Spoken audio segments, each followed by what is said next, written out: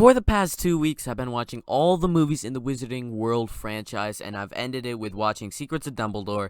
But today, we are going to stop and rank all 11 Wizarding World movies from the worst to the best.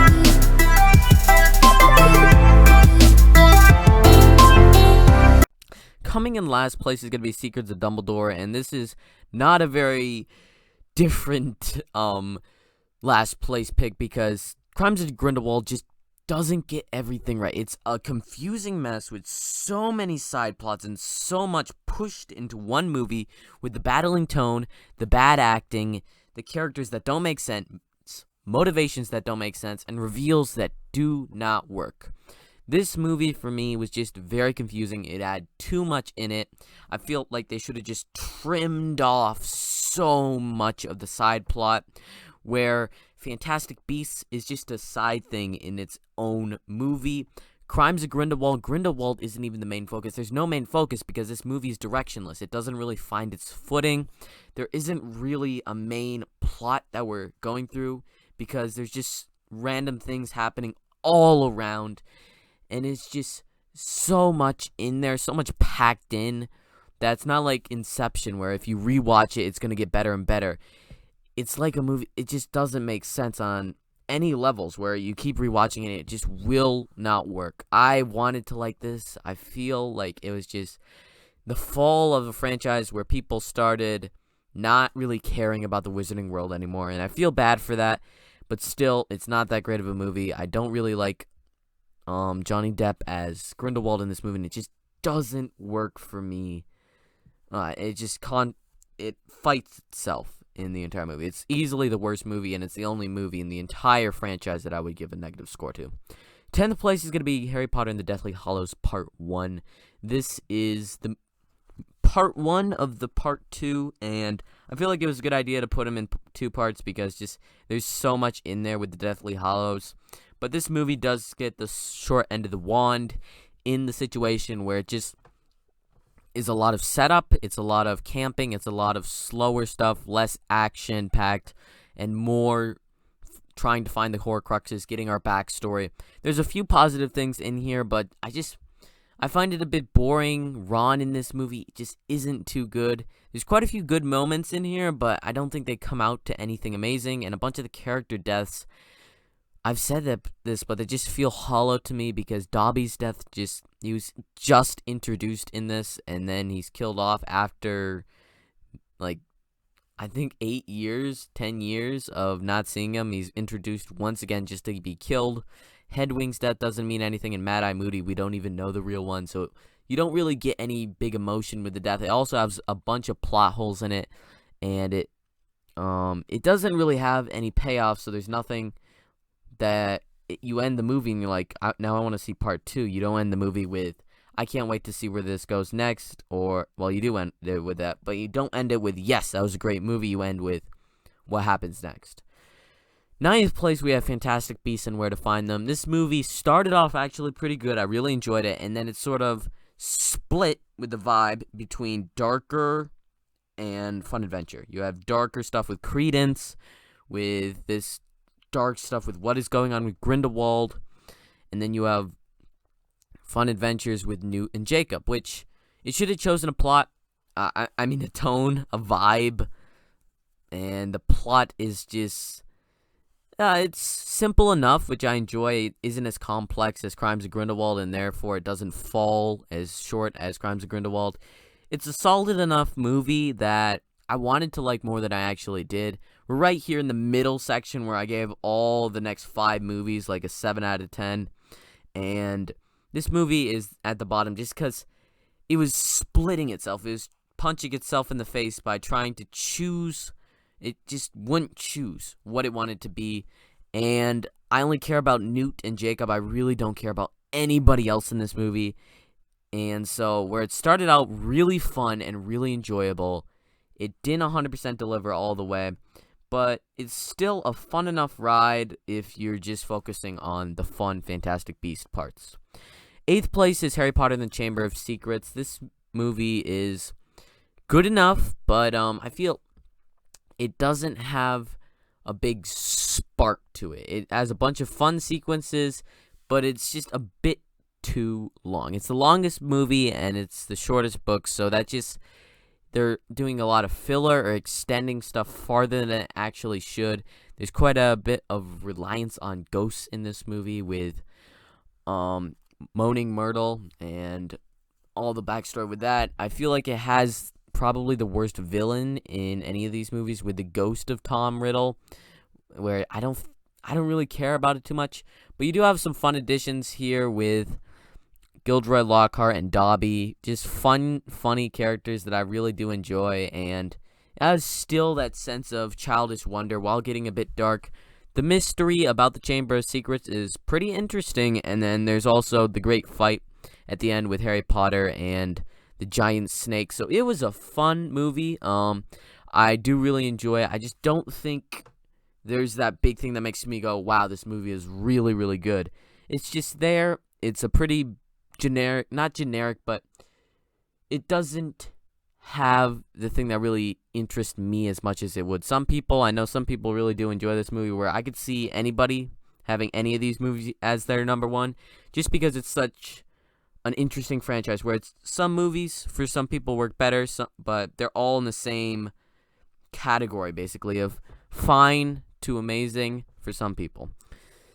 7th place is going to be the newest edition, Secrets of Dumbledore, and I think it did improve the Fantastic Beasts movies quite a bit, at least for me, but it still has a few flaws here and there, and it still has to sort of take everything from Crimes of Grindelwald and not exactly undo it, but continue it and then sort of try to course correct. They're trying to fix everything that people didn't like about Crimes of Grindelwald. I feel like I actually care about all the characters in this movie, which is a positive. I enjoyed some sequences that are really fun, sort of like the first movie, but they're even more fun. And then also the darker stuff in here works. The emotions actually work. Big surprise there. And then just all our characters, all our sequences, they just work so much better for me. I don't know why I wasn't as interested in everybody in the first movie. Maybe because I think I found them a bit too boring. But in this movie, they are given a lot more depth, at least for me. I care more about Credence. I really enjoy Jude Law's Dumbledore. Grindelwald is great in this movie. And then Jacob's fun enough addition. And Newt in Crimes of Grindelwald, it didn't seem like he needed to be there, but he just was there because it is called Fantastic Beasts. In this movie, he has a reason for being there. So I really enjoyed it. Solid enough movie. 6th place, we have Harry Potter and the Half-Blood Prince. This movie is... it actually moved up on my list quite a bit. I think before it was in my bottom 2, now it's sort of moved up to 6th place. Wow. So it's a quite a bit darker movie. It's the darkest movie, literally darkest movie in the entire Wizarding world, where you could barely see, and it looks so desaturated. It might as well be black and white for me, or like the flashback scenes in a bunch of the previous movies. But I just enjoyed it. I don't know why, but this movie just resonated with me better for some reason. Severus Snape is great in this movie, as he is in all the movies, but he's just, I don't know, it just connected with me better in this movie. I don't know why. I enjoyed the humor where you have these dark stuff, and it just, when they have the Felix Felicis sequence, I really enjoyed that. It's not as cynical as all the characters were in Deathly Hallows Part 1, even though they aren't perfect. Ron and Hermione are still a bit on the teenage angst side, but I don't know why. It just connected with me better.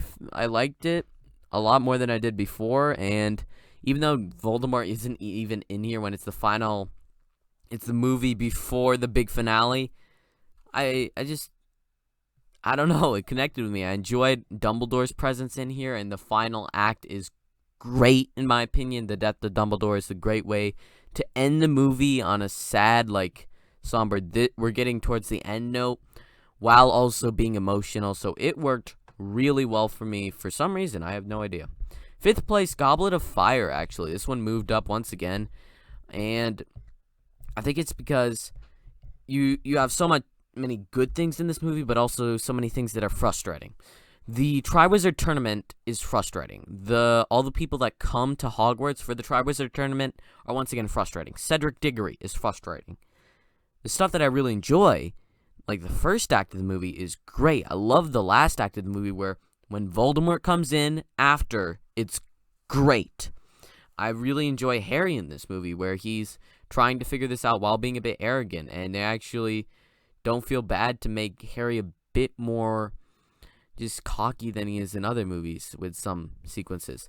I feel like the dance stuff and all these teen romances didn't work in this movie, but I still found quite a bit of stuff quite entertaining, where you had just the whole thing with Voldemort works so well for me. And also, Mad-Eye Moody is an amazing addition to this movie, even though I feel like when you get to like the epilogue and they just sort of shove off the actual Mad-Eye Moody, it doesn't work as well. Same with the ending sort of changing from going from Cedric Diggory's dead and darkness to happy ending. But still, I really do enjoy Voldemort's return, the first act of this movie, and a ton of stuff in this movie. So this big surprise, it moved up on my list. Surprised that Half-Blood Prince and Goblet of Fire did move up, but they did, so cool. Coming in 4th place here is going to be the original Philosopher's or Sorcerer's Stone. This movie just has, for me, easily the best score in the entire franchise. The acting for the kids isn't perfect, but it's some of the best acting that I've seen for kids under the age of 10 in a while. I do really enjoy the whole introduction to Hogwarts, to all these different places, Gringotts Bank, all these different places and sequences where we're introduced to this world, and just the childish wonder of Harry wondering what things are. We're introduced to Ron and Hermione, and it's a lot more cute and like, they're friends, rather than being cynical and them fighting each other like it gets in the later movies. It just has this childish sense of wonder. I really enjoy just being introduced to this world, and it has darker elements in here, but it's still a really fun movie at the end of the day. The final act probably isn't the greatest. It's one of the weaker battles, I'd say, because Harry doesn't even say a spell in the movie, but it's just a fun, childish wonder movie that it captures the magic that I think Harry Potter should, at least in the very beginning, when you're first introduced to reading the books and you're just like swept into this amazing world, and now you get to see that on screen, and it just works so well. And so this movie, I don't know, it's so emotional for some reason. I don't know, just because I read Harry Potter, and now seeing it on film, it just sort of gives you a bit more emotion, I guess, to it. Before we get into the top 3, just leave your comments down below your ranking. And with that said, 3rd place is going to be Prisoner of Azkaban. My opinion has not changed on my top 3 since my last ranking that I did. Well, I didn't actually do it on YouTube. I did it on my blog that I had. But Prisoner of Azkaban, I didn't like it as much as I used to. Big surprise. It's only an 8 out of 10 for me currently. But it still has some really cool directing and great acting in here. I feel like it has a lot more style to it than a bunch of other movies. I love the final act. It's easily the thing that pushes this movie up the most, when you have all this stuff going on with Severus Snape and Lupin and Sirius Black, all that being meshed together. And then also the werewolf stuff. The Mentors are a great addition to this movie. It's very weird and different, but that works when you have Harry Potter. You could just sort of do this weird stuff because it works in the world of Harry Potter. I do really enjoy the addition of Michael Gambon as Dumbledore. He's my favorite Dumbledore by far. I really enjoy how the final final act plays out in total. It's just really fun. You have a bunch of things that, for movie standards, not even Harry Potter, just movies in general, makes me love this movie, with going through glass and these interesting long takes and sequences where you're moving the camera around, following the character, and some sequences where just going through mirrors. It's just really great directed movie.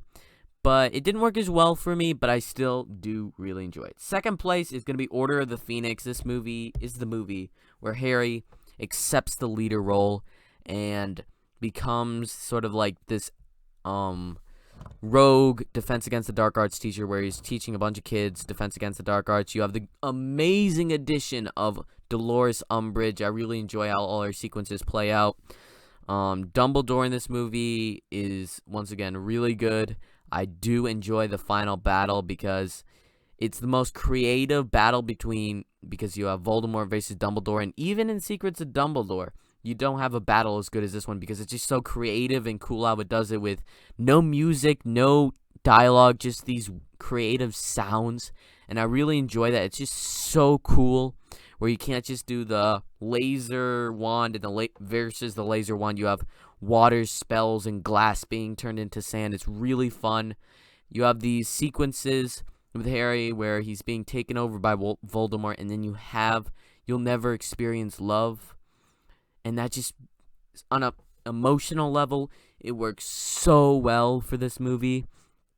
I just love this movie. It's the shortest in this entire franchise, but I don't feel like it needs to be long. It's my just go-to Harry Potter movie, I would say, where it's the most basic Harry Potter movie, but it also just delivers the payoff in the end when you have Dolores taken away by the centaurs, and you have I Must Not Tell Lies, which that scene just works so well. It's just such an amazing movie. I really do enjoy it, and it's sort of the movie that really gets up there with, it's my favorite movie of the year that it came out, and it's just such a great movie. But easily coming in first place here is going to be Deathly Hallows Part 2. One of the biggest payoffs ever, where my big go-tos for payoff is Avengers Endgame, Lord of the Rings Return of the King, and Harry Potter and Deathly Hallows Part 2. This movie takes everything in the entire Harry Potter franchise and pays it off in this movie, where you have the little sequences with Bellatrix. You have Neville standing up and becoming that leader sort of in Hogwarts. You have all the romances before paid off. You have all this stuff leading to this one movie. You have reveals that even in Order of Phoenix and in the Half-Blood Prince, where Dumbledore's explaining to Severus Snape how Harry is the final Horcrux, and how Dumbledore should be, that Severus should kill Dumbledore because he's going to die anyway, to make Voldemort trust him. And just, Voldemort is really good in this movie. The final battle is so emotional and so good, even though it's not the greatest battle, but we already talked about that. I love all the payoff. The final shot is one of my favorite final shots in any movie ever. Definitely top 5. And I just love this movie. It's a 10 out of 10. It's easily the best in the franchise. This is my favorite movie for the year that it came out.